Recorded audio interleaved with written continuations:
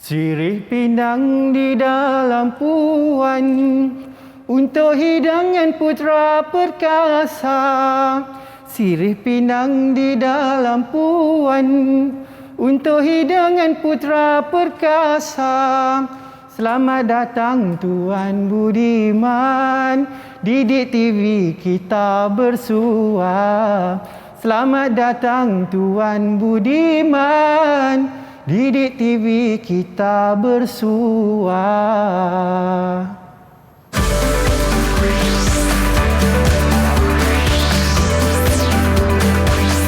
Didik TV KPM.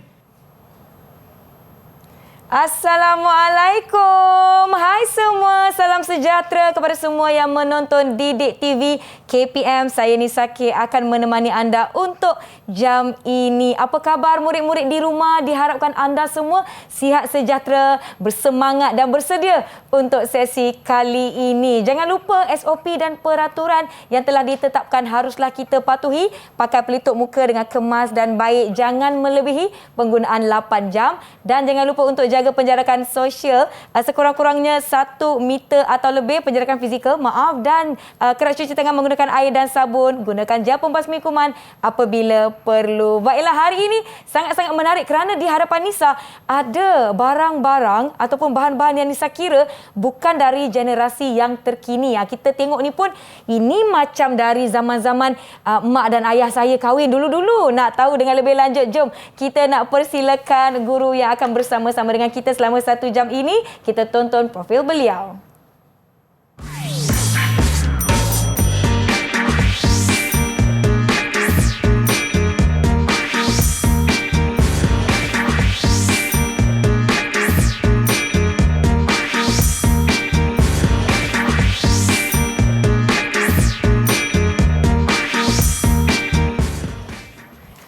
Baiklah murid-murid di rumah, bersama-sama dengan kita Cikgu Izwar Fahmi Hawari dari SK Seksyen 19 Shah Alam.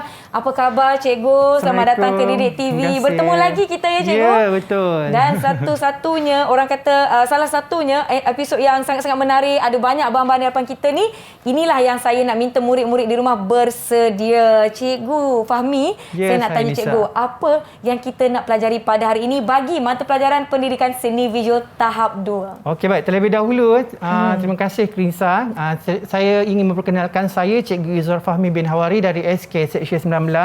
Dan istimewanya pada kali ini kita akan sama-sama menelusuri tradisi yang memang kita tidak asing lagi, iaitu seni tekat. Kalau diperhatikan tadi, kalau Nisa dengar semasa saya menyanyikan lagu Sirih Pindang di dalam Puan. Puan itu sebenarnya bermaksud tempat sirih. Tempat sirih. Di mana tempat sirih ni sebenarnya dia ada tempat yang khas, tempat yang khusus, istimewa. Di mana tempat yang istimewanya kita letakkan tempat sirih ni, dan inilah keistimewaan yang akan kita telusuri sebentar lagi. Ya, inilah. Kalau budak-budak zaman sekarang ni kan mungkin ada yang tidak mengenali atau saya tidak pasti. Saya sendiri pun walaupun pernah melihat barang-barang di hadapan saya ni, tapi saya pun tak tahu ini kita panggil apa, ini namanya apa. Sangat-sangat menarik. Jadi murid-murid di rumah, kita nak minta anda bersedia dengan sesi kita pada hari ini bagi tahap 2 pendidikan seni visual. Tajuk kita ialah seni tekat. Sebelum kita mulakan apa-apa aktiviti, saya nak jemput Cikgu Fahmi untuk sanitasi tangan Cikgu terlebih dahulu. Okay, saya mulakan Baik. Okey, boleh Cikgu? Saya pula ya. Dalam pada kita menjaga jarak fizikal kita di sini, murid-murid di rumah, saya pasti mereka semua tertanya-tanya, apa lagi yang kita nak sama-sama meneroka hari ini, apa lagi yang kita nak pelajari dan nak mengenali perkara-perkara yang mereka mungkin tidak pernah jumpa. Maklumlah ini adalah perkara antara barang yang saya kira sangat jarang ditemui.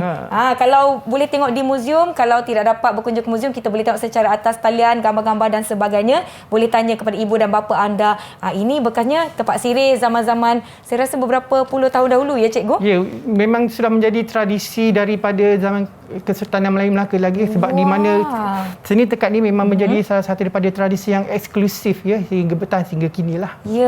Satu seni tradisi yang sangat-sangat eksklusif, dan hari ini kita akan sama-sama pelajari berkenaan dengan seni tekad. Kita nak beri masa sedikit kepada murid-murid di rumah untuk bersedia bagi sesi kita hari ini tahap 2 pendidikan seni visual. Jom kita rehat seketika, jangan ke mana-mana, kembali ke Didik TV KPM. Yang ini terangkan.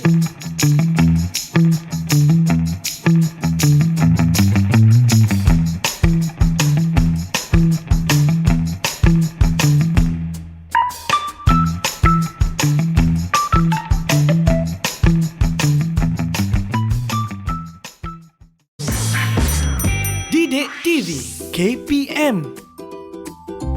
Di negeri manakah pada kebiasaannya seni tekad ini boleh didapati? Perak dan Negeri Sembilan.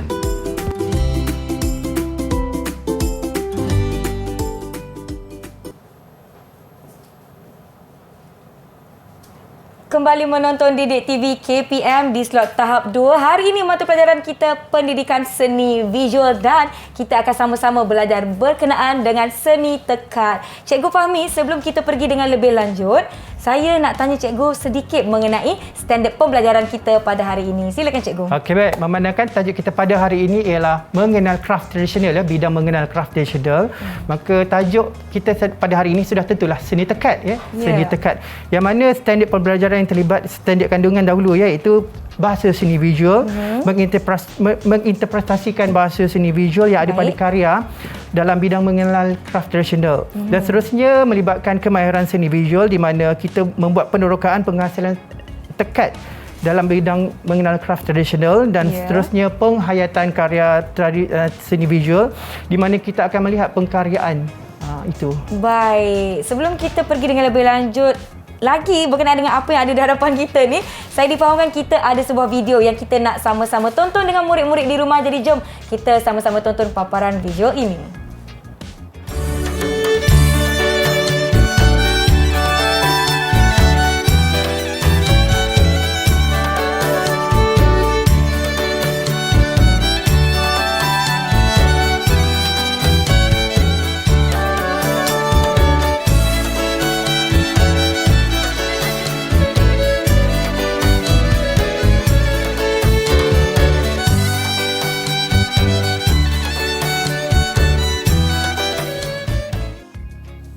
Baiklah murid-murid di rumah, apa yang baru sahaja kita tonton sebentar tadi ialah bagaimana seni tekad itu dijalankan dan dihasilkan. Cikgu Fahmi, cikgu saya nak minta sedikit penjelasan berkenaan dengan video yang baru saja kita tonton sebentar tadi. Silakan cikgu. Okey, baik. Video yang kita tonton sebentar tadi adalah berkaitan dengan kemahiran yang akan kita ikuti lepas ini, yang mana ia melibatkan kemahiran mendekat, yang mana kemahiran mendekat ini akan kita zahirkan dalam bentuk perkaryaannya lah.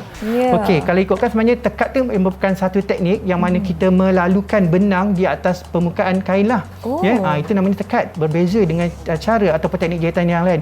Dan kalau kita sebut pula seni tekad, ini adalah salah satu daripada produk yang kita hasilkan melalui tekad. Ini yang dinamakan seni tekad. Kerana apa? Kerana tekad ini akan membentuk motif ataupun corak yang mempunyai unsur-unsur seni yang eksklusif dan tersendiri. Cikgu, saya dapat lihat seni tekad kebanyakannya terdiri dari motif flora. Ada betul tak yang menggunakan motif fauna? Ya, kalau ikutkan kebiasaannya kita melihat hasil-hasil tekad seni tekad di atas permukaan tekstil ini, kebanyakannya menzahirkan unsur-unsur motif flora, ada juga motif fauna, yang mana biasanya motif fauna ini dipengaruhi oleh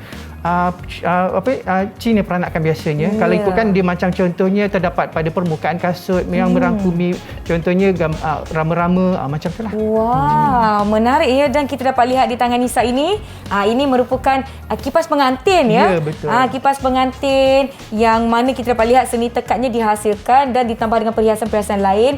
Ini macam bunga lah, corak bunga di atasnya. Dan di hadapan kita ni ada beberapa corak yang biasa digunakan dalam seni tekad dia cikgu. Ya, betul. Jom kita lihat satu persatu. Okey, kalau ikutkan sebenarnya tekad ni memang sinonim lah dengan motif-motif yang ada di hadapan ini. Kerana motif inilah sebenarnya yang menimbulkan keunikan ataupun keistimewaan tekad itu tersendiri. Kalau dilihat ini di antara motif-motif yang biasanya kita dapat lihat.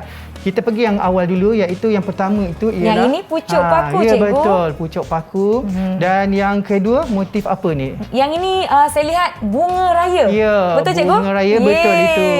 Dan yang ketiga, yang ketiga bunga anggerik atau orang biasa panggil bunga orkid. Betul cikgu? Betul, ya, bunga orkid. Yang di sebelah itu cikgu? Yang di sebelah yang ini ialah bunga kekwa, bunga motif kekwa. bunga kekwa. Dan terakhir sekali ialah motif buah padi. Buah padi. Wah. Betul. Kemudian kalau ikutkan sebenarnya salah satu di antara motif yang diaplikasikan di dalam seni tekat, seperti yang Nisa pegang tu. Baik. Motif bunga. Kemudian yang ini pula motif bunga raya. Ada juga motif motif padi. Motif padi. Motif padi yang ini. Bunga raya, padi. Saya rasa apa yang dapat kita lihat di sekeliling kita. Betul tak cikgu? Betul itu. Sebenarnya untuk menghasilkan motif ini sebenarnya bukanlah terus dilakarkan di atas kain, tetapi mempunyai proses-proses yang tersendiri. Ya. Okey, kalau ikutkan sebenarnya ada banyak jenis-jenis tekat ya, banyak jenis tekat, di antaranya yang kita akan pelajari pada hari ini ialah dua jenis tekat, iaitu tekat timbul benang emas. Timbul benang emas. Dan satu lagi ialah tekat gubah. Tekat gubah. Kemudian ada juga jenis-jenis tekat lain yang mana jenis-jenis tekat lain tu kamu boleh explore sendiri di rumah ya. Contohnya tekat perada. Tapi kita akan fokuskan pada dua jenis tekat inilah nanti. Baik, kita akan fokuskan dua jenis tekat seperti yang telah dijelaskan oleh Cikgu Fahmi sebentar tadi, iaitu tekat timbul dan juga tekat gubah. Dan di hadapan kita ni kita dah lihat ini adalah antara motif-motif yang sering digunakan. Dan cikgu nak tanya, sukar ke tidak? Mestilah sukar kan nak menghasilkan kerana ianya sungguh eksklusif. Kalau diikutkan sebenarnya, seni tekat ni sudah wujud sejak kurun ke-15 lagi ya, semasa zaman Kesultanan Melayu. Di mana pada ketika itu, kalau Nisa pegang, jenis kain apa yang Nisa rasa ni? Oh, yang ini, yang lembut pada permukaan ini macam kain baldu, cikgu. Ya, betul. Kerana pada ketika itu, kain baldu dan juga benang emas merupakan tekstil yang eksklusif yang hanya digunakan oleh golongan bangsawan dan juga keluarga diraja. Dan pada masa yang sama, biasanya tekstil ini bersifat eksklusif ya, yang mana mereka gunakan dalam pemakaian dan juga dalam istiadat-istiadat tertentulah. Dan pada masa kini, tekstil yang dianggap sebagai eksklusif dan bermewah ini diterapkan di dalam budaya dan juga adat kita, seperti dalam perkahwinan, di dalam majlis bercukur dan sebagainya yang boleh kita lihat pada kini. Tapi kalau ikutkan sebenarnya memang susah nak jumpa sekarang, Nisa. Betul tu cikgu, macam saya cakapkan tadi, ini tempat sirih yang mungkin dari zaman-zaman ibu dan bapa saya berkahwin. Mungkin beberapa puluh, 20, 30 tahun yang lalu. Lama, tapi saya muda lagi ya. Nak bagi tahulah adik-adik di rumah. Jadi adik-adik di rumah pun ada yang tengok, oh ini pucuk paku, ini corak bunga raya dan sebagainya. Selama mana biasanya seseorang yang menghasilkan seni tekat tu ambil masa untuk menyiapkan sesuatu karya? Kalau ikutkan sebenarnya dia bergantung pada saiz. Kalau ikutkan sebenarnya memang mengambil masa yang lama lah. Di samping menuntun kesabaran dan ketekunan yang tinggi. Dan memerlukan azam dan tekad untuk menghasilkan tekat. Ya, betul. Kalau tidak ada kesabaran, tidak ada usaha, memang tekat ni takkan jadi sehalus yang macam Nisa tengok ni lah. Ya, saya tengok hasil kerjanya begitu halus, begitu sekata dan juga teliti kan? Teliti. Saya kira murid-murid di rumah tidak ada salahnya kalau kita belajar asasnya dari usia yang begitu muda, kerana ini adalah sebahagian dari nilai tradisi turun-temurun yang kita nak perkenalkan dan terapkan dalam diri murid-murid zaman kini. Bercakap tentang asas sebenarnya kita bukan hendak mengajarkan murid tentang menghasilkan tekat, tapi kita hendak memperkenalkan apakah itu karya tekat, apakah itu tradisi yang boleh dilihat daripada tekat. Dan kita akan sedikit mendalami ataupun menghalusi bagaimanakah cara ataupun teknik tekat dihasilkan di atas sesuatu permukaan yang mungkin kita boleh gunakan untuk menghasilkan karya-karya yang lebih menarik. Betul tu Cikgu Fahmi. Cikgu Fahmi, saya tertanya-tanya apa bahan-bahan atau barang-barang yang digunakan untuk menghasilkan seni tekat ini. Okey, baik. Di antara kalau diperhatikan ni bahan-bahannya memang agak eksklusif lah. Kalau ikutkan dari segi yang originalnya, kita menggunakan kain baldu ya. Nampak kain baldu. Yang ini berwarna hitam, yang di tangan Nisa ini berwarna merah. Dah, okey, baik ya. Kalau ikutkan dari segi bahan-bahannya, kita lihat yang pertama dulu ya. Okey. Memerlukan pembidang ya, kerana pembidang itu adalah sangat penting untuk memastikan yang kain itu tegang dan juga mengikut saiz mana yang kita kehendaki untuk menghasilkan sesuatu seni tekat itulah. Ya, pemidang. Baik. Dan seterusnya kain baldu yang mana telah kita lihat tadi Baik. seperti mana saya terangkan tadi memang eksklusif lah kerana ini adalah bahan yang paling utama. Bahan yang Kalau paling tak ada utama. kain kita nak buat tekad di mana? Ya, kan? betul tu. Saya Dan- kira kain baldu ni kain yang agak mahal juga ya, cikgu. betul kalau ikutkan sebenarnya dan sebab itulah ia digelar sebagai tekstil yang agak mahal Ya, pada ketika itu. Dan yang paling penting sekali empulur inilah berfungsi mempulur ini berfungsi untuk membentuk motif ataupun corak seperti mana yang kita lihat di hadapan ini. Ini adalah contoh motif yang mana kita akan pindahkan ke atas mempulur. Di mana untuk menghasilkan mempulur ni bukan setakat kemahiran menjahit saja. Kemahiran untuk melakar, kemahiran untuk memotong dan meluak supaya hasil mempulur itu menjadi lebih halus. Kerana mempulur inilah yang berfungsi untuk menimbulkan motif. Cuba Nisa rasa. Nampak kan? Ya, Itu cikgu. ialah mempulur. Di dalamnya ada mempulur. Okey. Patutlah dia timbul. Ya, betul. Cantik dan kemas je. Dan yang paling penting untuk memastikan yang mempulur ini terikat dengan baik, Ya. kita menggunakan benang putih untuk menyulam dengan benang. Ya. Benang putih tu gunanya untuk memegang benang yang melalui di atas mempulur ini. Oh, uniknya Ya. cara penghasilan Ya, betul. seni tekad ni ya, cikgu.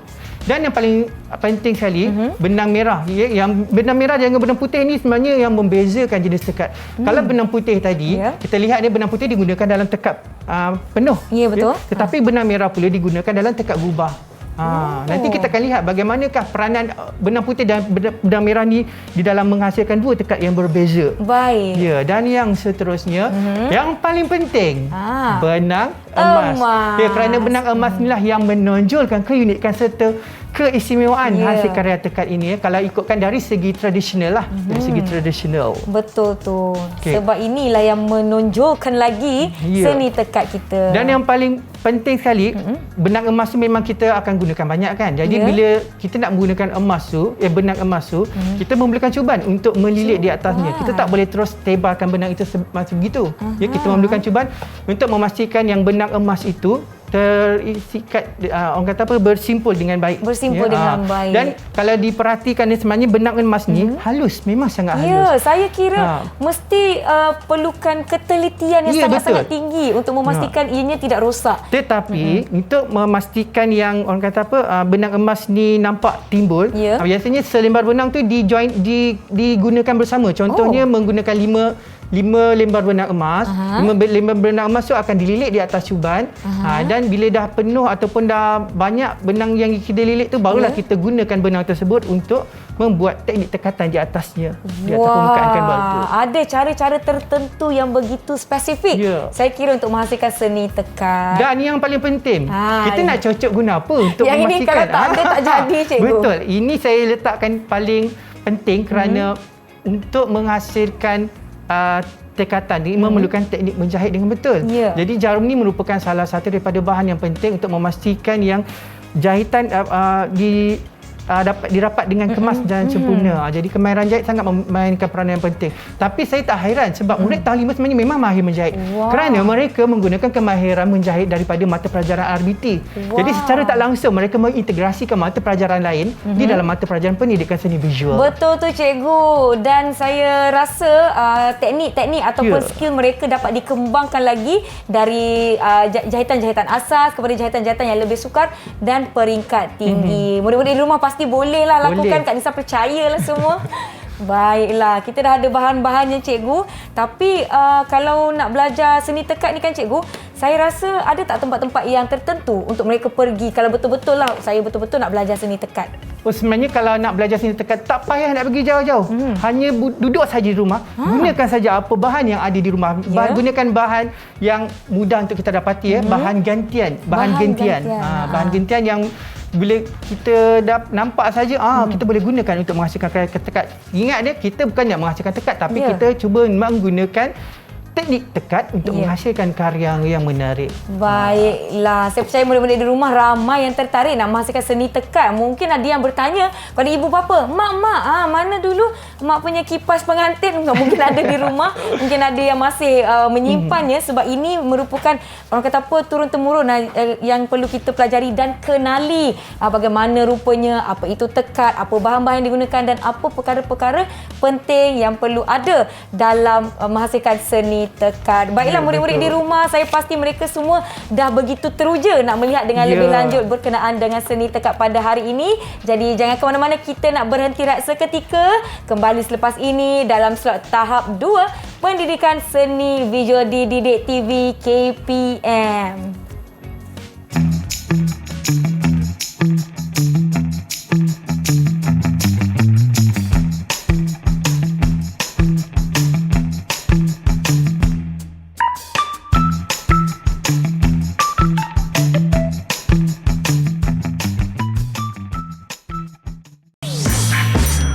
Didik TV KPM. Mengapakah seni tekat dianggap sebagai seni istana? Kain baldu dan benang emas yang menjadi bahan utama seni tekat adalah tekstil yang biasanya digunakan oleh golongan kerabat dan bangsawan pada suatu ketika dahulu.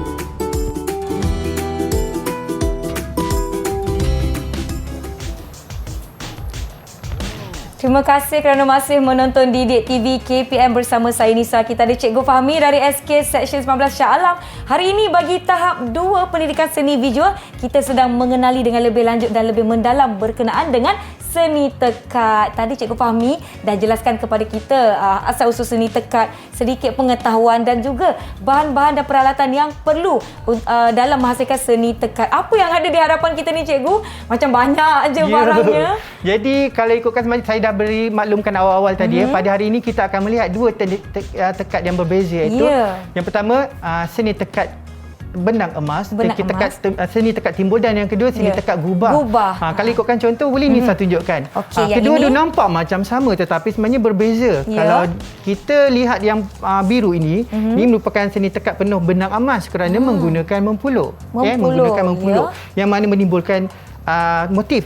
Dan yang Nisa pegang ni pula, motifnya tidak menggunakan mempuluk tetapi sebaliknya benang yang digunakan terus melirik mengikut bentuk.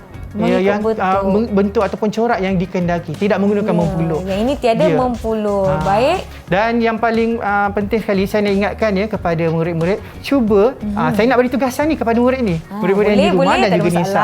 Cuba kamu perhatikan perbandingan di antara dua jenis seni tekat timbul benang emas dan juga tekat gubah, dan cuba buat perbandingan di antara keduanya sama ada dari segi yang sama dan juga yang berbeza. Kerana apa kita nak buat perbandingan ni? Kerana ia memudahkan kita untuk menghasilkan karya dengan lebih menarik dan kita mempunyai variasi ataupun pilihan untuk menghasilkan seni tekat yang mana yang memudahkan kita atau membuatkan kita rasa teruja untuk melahirkan kreativiti di atas pengkaryaan. Betul tu Cikgu, dan sekarang ni bila kita dah dapat melihat perbandingan kedua-duanya, saya tengok saja sudah tahu ini tekat guna benang emas ke atau tekat gubah. Macam tu. Okey, untuk contoh yang lebih dekat kalau dilihat dari awal-awal tadi ada video kan. Ini adalah video yang daripada video tadi di mana saya menggunakan dua jenis tekat, iaitu tekat gubah dan juga tekat benang emas. Tekat benang emas. Kalau nak ikutkan dari segi dia tekat gubah ni, dia memang rapat-rapat. Betul? Dia maksudnya jahitannya lah, dia punya benang merah ni. Kemudian tekat penuh pula, dia punya benang ni disusun meliputi ataupun menutup mempulur. Kalau kita lihat di bahagian belakang maafkan saya. Kalau ikutkan sebenarnya bahagian belakang ni dia mempunyai orang kata apa? Perbezaan. Kalau ikutkan sebenarnya kalau tekat benang tekat timbul menggunakan benang putih. Benang putih ni fungsi dia ialah untuk memastikan yang benang emas ni terikat menutup mempuluk. Okey, dan kalau tekat gubah pula menggunakan benang merah. Kebiasaannya dikenali sebagai benang untina ataupun benang sutera kebiasaannya kalau tradisional lah, tapi kita gunakan benang biasalah. Jan, kalau ikutkan sebenarnya dari segi berbeza, kalau tekat gubah menggunakan benang yang tidak menggunakan mempuluk, benang ni mengikut corak. Kalau tekat timbul pula menggunakan mempuluk untuk memastikan yang benang emas ni mengikut motif yang dikehendaki. Baiklah. Kalau murid-murid di rumah beri perhatian terhadap apa yang Cikgu Fahmi dah jelaskan, sebenarnya kita dah dapat jawab pun soalan ataupun tugasan tadi yang mana Cikgu Fahmi akan minta kita untuk buat perbandingan antara tekat timbul dan juga tekat gubah. Baiklah, kita akan lihat sama-sama jawapannya sebentar lagi kita lihat dahulu apa aktiviti yang kita lakukan ni, Cikgu Fahmi. Ni mesti saya tak sabar-sabar. Jom kita teroka apakah teknik-teknik yang dihasilkan untuk membuat tekad seni tekad benang emas. Okey, kalau diperhatikan saya cuba buat yang besarlah supaya boleh nampak di rumah. Kebiasaannya kita menggunakan benang biasa, benang putih. Dan juga benang putih dan juga benang apa-apa saja benang sebagai bahan gantian. Kamu boleh menggunakan apa-apa saja bahan gantian seperti tali kasut, benang bulu, bahan-bahan yang tidak digunakan lagi cikgu. Ataupun bahan-bahan yang mudahlah ataupun apa-apa sajalah macam yang ni pun juga ni getah ni tali guni pun boleh juga, tali kasut. Okey, kita yang paling penting sekali kita menggunakan bahan yang utama iaitu benang ni sebagai menggantikan benang benang emas. Kita menggunakan benang bulu lah. Kita menggantikan benang emas. Dan kita gunakan benang jahit, benang putih, benang yang berwarna putih untuk membuat benang emas ni terikat dengan cara jahitan. Dan kita gunakan cara melalukan benang, cara melalu, cara merentas. Okey, jadi di sini saya gunakan simulasi menggunakan benang bulu putih sebagai ganti daripada benang putih tu supaya nampak jelas. Okey. Yang terlebih dahulu, yang paling pertama, paling asas sekali ialah bagaimana kita menghasilkan mempuluh. Okey, untuk menghasilkan paling utama sekali kita, kalau untuk sekolah rendah, kita buat S saja. Ya, betul, S saja. Ya. Oh, wow. Kenapa buat S? Kenapa tak X? Kenapa tak A? Kenapa tak B? Kenapa? Kerana kebanyakan motif-motif tradisional, kalau kita lihat, dia memang nampak melengkar, menyusur. Dia jadi melengkuk ya, melengkuk, betul, melengkar. Jadi S ni ialah sebagai asas bagi kita menghasilkan corak-corak yang melingkar. Jadi kita gunakan S ni, kita applykan di atas permukaan kain lah. Kain kita boleh gunakan kain yang biasa boleh, kain cotton ataupun kain kapas. Jangan sesekali menggunakan kain yang macam kain jersey kerana boleh membuatkan yang benang tu akan jadi regang, jadi longgar. Okay. Dan berbalik kepada motif tadi, daripada S ni asalnya kita boleh terus kembangkan, cambahkan dia menjadi corak yang lebih menarik. Oh, macam tu je ya? Sini je. Sebenarnya yang paling penting sekali S. S inilah sebenarnya asas kepada kita menghasilkan corak-corak seperti kerawang dan sebagainya. Ya. Mulakan dengan huruf S. Tapi untuk sekolah rendah ni kita hasilkan huruf S saja. Kalau nak lebih kreatif, tambahkanlah. Supaya menjadi lebih menarik. Baiklah. Kita pergi kepada teknik tekad penuh. Tekad kita tadi. Mula-mula kita gunakan empuluh yang telah kita bentukkan tadi. Kebiasaan kita menggunakan kad ataupun kertas ataupun cardboard lah. Seperti ini cikgu, saya ada dah potongkan. Saya gunakan kotak yang tidak lagi digunakan, bentuk asas S. Saya buat bentuk yang paling mudah, yang mudah untuk murid-murid di rumah ikuti. Jadi saya dah potong kotak ni. Apa akan jadi pada kotak ni cikgu seterusnya? Seterusnya kita gunakan empuluh yang telah kita hasilkan daripada kotak tadi. Kita lekatkan di atas kain. Sama ada kita nak lekat boleh, tapi paling kalau nak buat cara tradisional kita jahit lah. Nampak kan jahit. Supaya dia tidak bergerak ya cikgu? Ya, betul, supaya tak bergerak, supaya tak lari semasa kita menghasilkan teknik tekad. Nampak kan? Ni sebenarnya gunakan benang putih gunakan benang putih. Saya gunakan benang bulu supaya senang nampak. Okey, jadi kita mulakan dengan cara menjahit secara melalu. Bagaimana kita nak melalukan dia cikgu? Lalu ke mana tu? Ikut highway? Lalu ke mana? Jom kita lihat. Okey. Baik. Paling penting kita perlu berhati-hati ketika menggunakan jarum. Ini merupakan salah satu daripada yang saya dah hasilkan secara separuh. Separuh lagi yang paling penting saya nak tunjukkan cara kita menggunakan cara menggunakan laluan melalukan benang secara merentas. Okey. Bayangkan ini cuban. Saya gunakan 2. Kalau benang emas kita gunakan 5 lembar. Tapi kalau benang bulu ni tebal, kita gunakan 2 sahaja. 2 sahaja. Okey. Berhati-hati kita gunakan mulakan daripada bawah. Baik. Mulakan dari bawah. Ya, mulakan daripada bawah.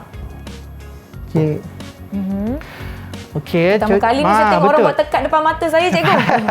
Okey, sebaik-baiknya jarum ni dicocok, kena memerlukan kesabaran dan kena tinggi. Cocokkan di bawah empuluh, Jangan di luar empuluh kerana kalau bula empuluh dia akan lari. Okey. Kemudian kita naikkan ke atas. Kemudian benang yang kuning ni sebagai mengganti benang putih ni, benang emas ni, kita pegang.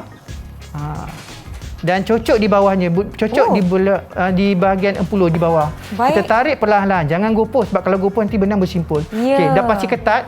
Okey, benang putih ni kita tarik ke bawah. Nah, Tarik ke nampak bawah. kan? Nampak benang ke bawah. Kemudian benang kuning kita lalukan. Lalu di bahagian atasnya. Lalukan di seberangnya.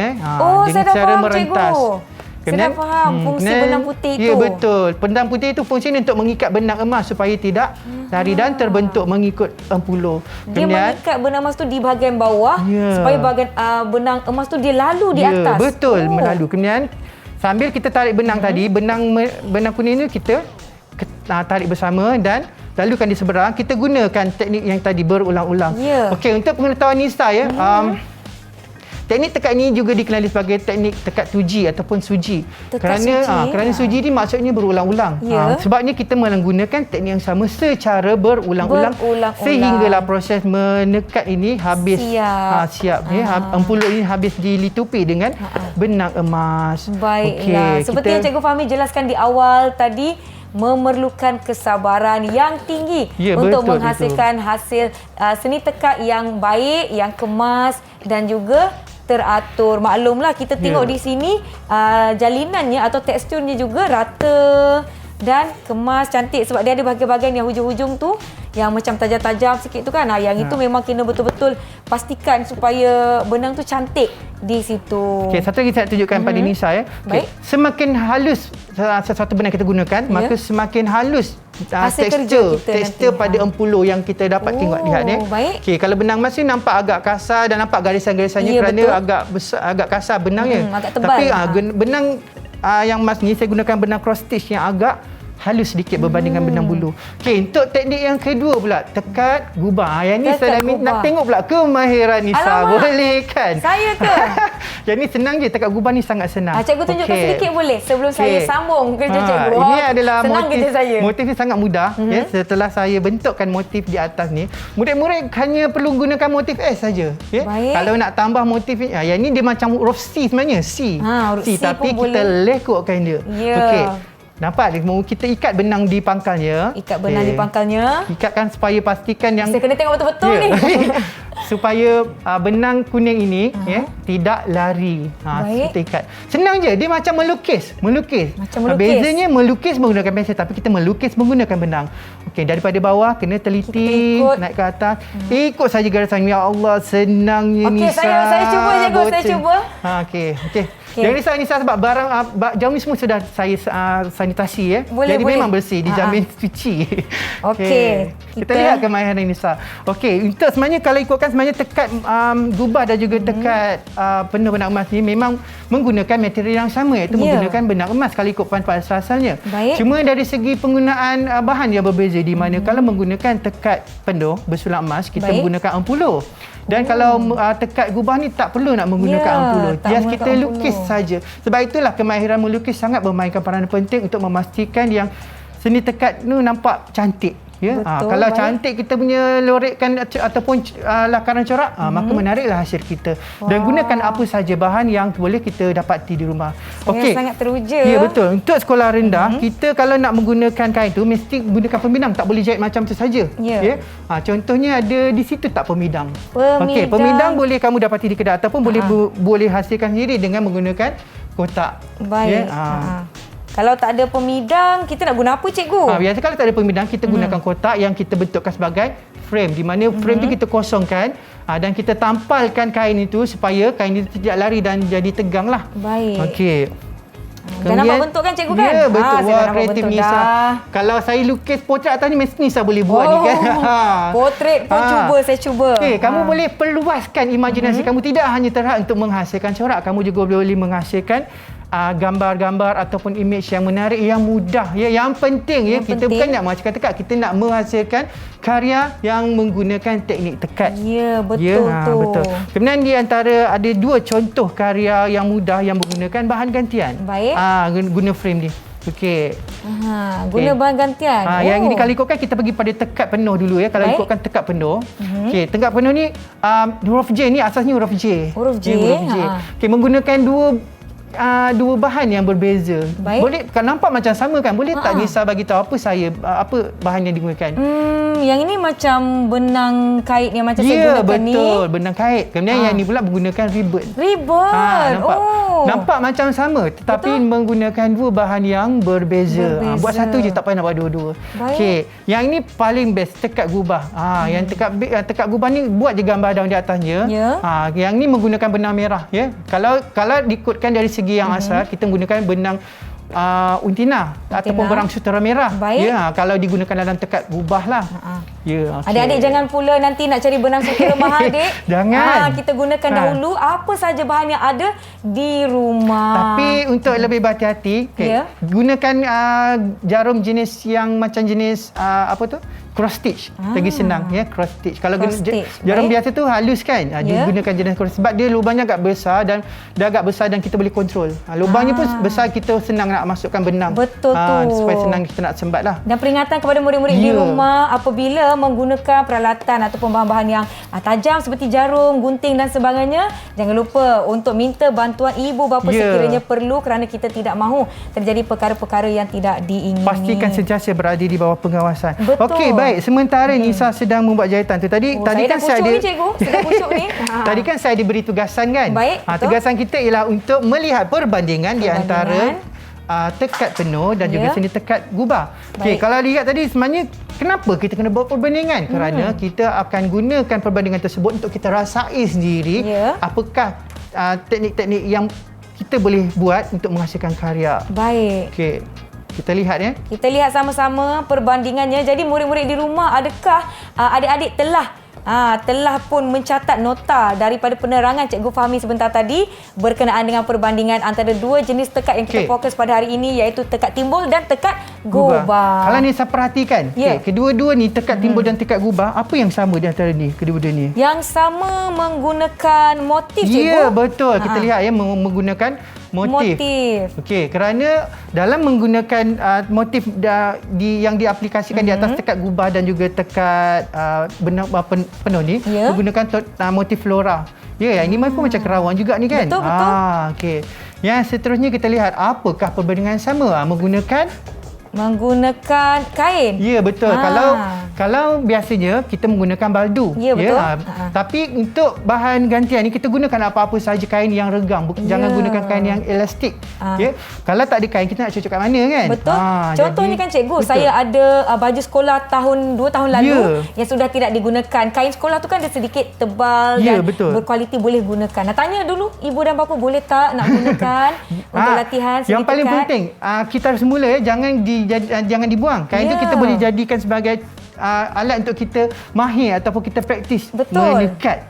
Kita nak memantapkan lagi penguasaan kita. Dan seterusnya, boleh rasa tak sentuhan di antara kedua-dua jenis tekad ni? Okey. Kan? Ni ada merasakan kesan-kesan jalinan kan? Baik. Jadi betul, Cikgu. yang samanya ialah kesan-kesan jalinan, iaitu jalinan sentuh, kerana kita dapat merasa apakah teksturnya. Baik. Dan kita lihat dari segi perbandingan. Kalau yang tekad gubah, tekad penuh menggunakan apa? Tekad menggunakan mempulur. Tekad gubah tiada mempulur, Cikgu? Ya, kalau tekad gubah tiada mempulur. Kalau tekad benang penuh? Tekad gubah? Tekad gubah tiada mempulur. Ya. Kalau tekad benang penuh? Tekad benang penuh ada mempulur. Tekad timbul, namanya tekad timbul benang emas. Baiklah. Iaitu mempunyai pempulur dan satu lagi tiada mempulur. Tidak mempulur. Kerana kita lihat, saya nak perlukan sedikit masa lagi untuk saya siapkan sedikit lagi seni tekad gubah saya ni, dan saya nak beri masa murid-murid di rumah nak tengok balik nota mereka untuk kita sambung jawab perbandingan ini. Jangan ke mana-mana, jumpa anda selepas ini di Didik TV KPM.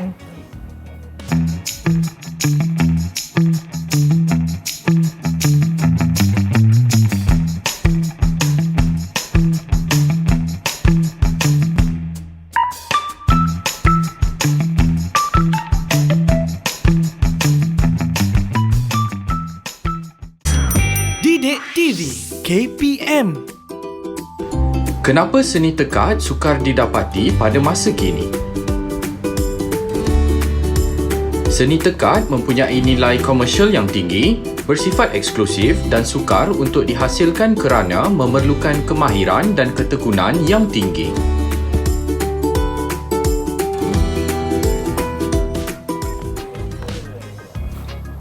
Kembali menonton Didik TV KPM. Nisa masih cuba untuk menyiapkan seni tekad gubah yang kita sama-sama kenali dan pelajari sebentar tadi, dan kita tadi sedang membuat perbandingan. Jadi jom murid-murid kita buat sama-sama perbandingan. Yang pertama tadi Cikgu Fahmi dah tanya Nisa apa perbezaan dari segi yang guna mempulur dan tidak mengguna mempulur. Tadi Nisa jawab yang tekad timbul guna mempulur, tekad gubah tidak menggunakan mempulur. Betul Cikgu? Betul. Ya, terbaik murid-murid di rumah. Seterusnya Cikgu? Ya, dan seterusnya tadi kita dah pergi dari segi persamaan menggunakan mempulur, motif dan juga dasar. Kali ini kita lihat dari segi perbandingan penggunaan mempulur dan juga tiada mempulur tadi. Yang seterusnya kita lihat penggunaan benang.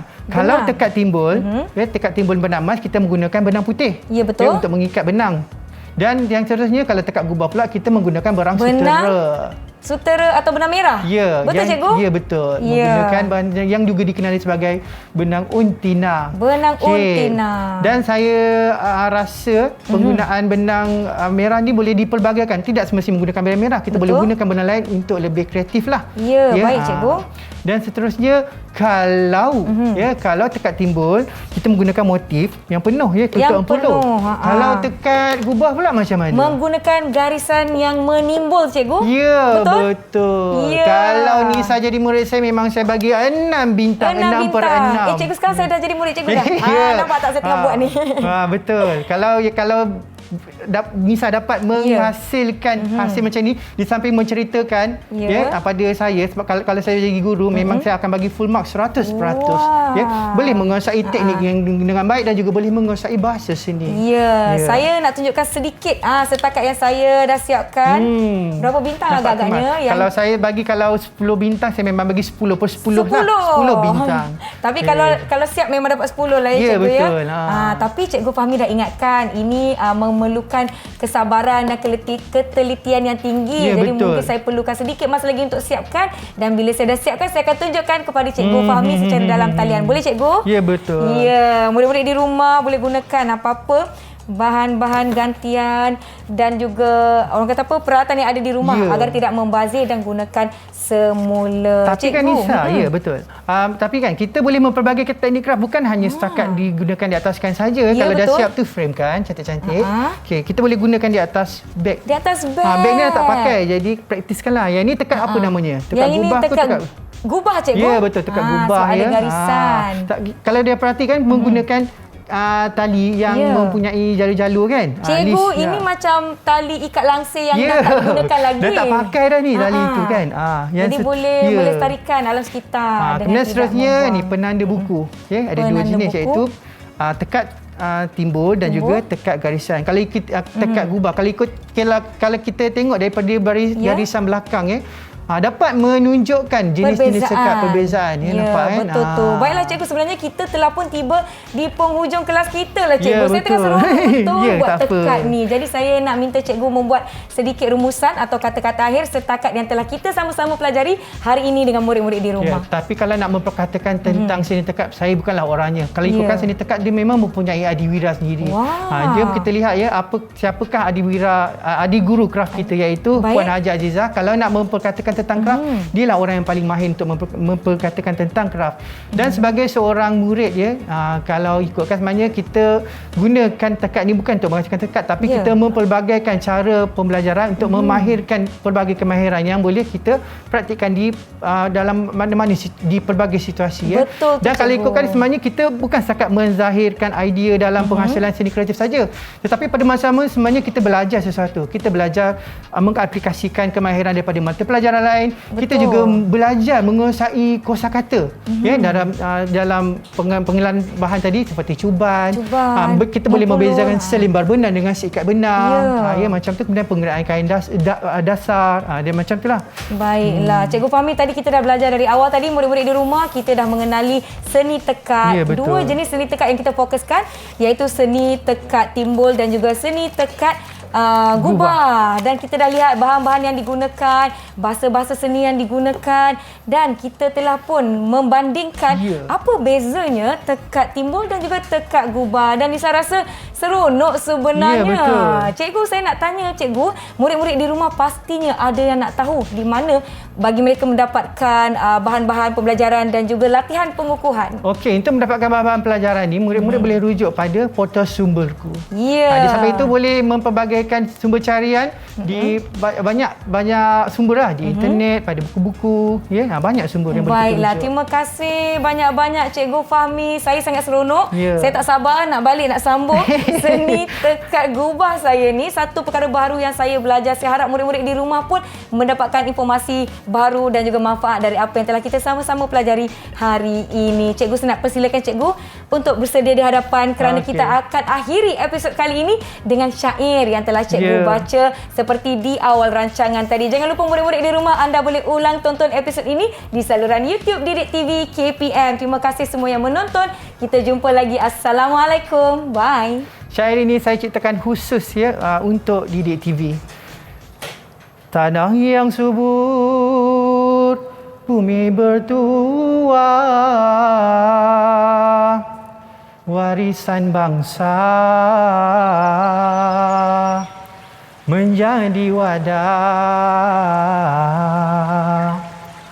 benang menyusur dekat nan indah, seni berzaman jadikan zana. Walau yang muda maupun tua, khazanah kita janganlah lupa. Adat bersemi, warisan bangsa, seni tekatan, lambang budaya. Indah laksana susunan benang, bertingkah emas gilang gemilang, seni tekatan tinggalan moyang, warisan bangsa tak akan hilang.